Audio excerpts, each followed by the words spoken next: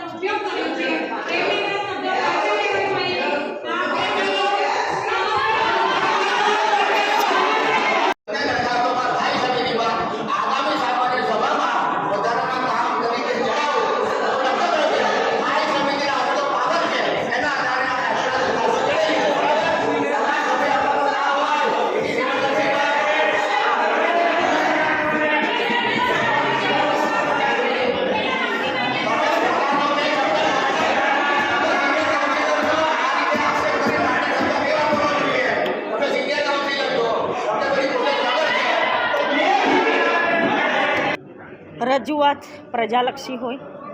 બબે મહિને સભા, 2 મહિનાથી આપ તમામ લોક સાક્ષી છો, ચોથી જાગીર છો આપ કે મુલતવી રહે છે। આજે 2 મહિના પછીની આજે ચર્ચાની સભા તો 2 મુલતવી રહી, કામની સભા હતી। કામમાં તમે જુઓ કે આજે જ હમણાં જ આ કામ અમને આપ્યા છે, હું તમને આપું છું। આ કામો અત્યારે અમે જ્યારે બેઠક ચાલુ થઈ ત્યારે એમણે કામો આપ્યા છે અને સીધું એ કામ ઉપર એમ કહે છે કે મંજૂર કરી દઈએ। તો કોઈ પણ કામ હોય, આપણે પરીક્ષા આપવા જઈએ તો પરીક્ષા વાંચ્યા વગર આપીએ છીએ, તો આ પણ પરીક્ષા છે। તમે એમઓયુ કર્યું નથી, તમે પ્રેઝન્ટેશન બતાવ્યું નથી અને તમે અહીંયા સીધું કામ લઈને આવો છો, તો આ 76માંથી કોઈને પણ આના વિશેનું કશું નોલેજ હોતું નથી।